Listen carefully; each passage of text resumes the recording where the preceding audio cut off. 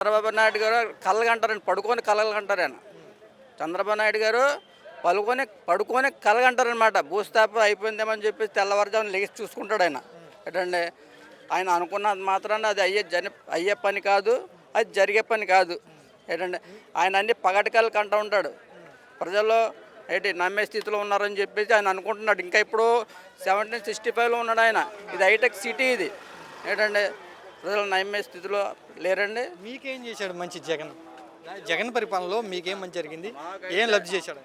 మాకైతే జగన్మోహన్ రెడ్డి గారు, నేను 2009 నుండి పార్టీ ప్రతినిధి దగ్గర నుండి కూడాను నేను జగన్మోహన్ రెడ్డి గారి పార్టీలోనే తిరుగుతున్నాను. ఏంటండి ఆయన అంటే తిరుగుతున్నాం.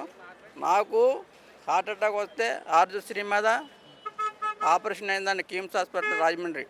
ఏంటండి దేవుడి దేవల ఆ పథకం ఉంటుంది కాబట్టి ఈ రోజున మేము ఇలాగ నిలబడగలేము. అది ఏంటంటే ఆయన చేసే పథకాలు ఏంటండి, అమ్మ ఒడి ఫీజు రిమెంబర్స్మెంట్ మొత్తం అన్నీ ఏంటంటే తీసుకున్న వాళ్ళకి ప్రజలకు తెలుసండి.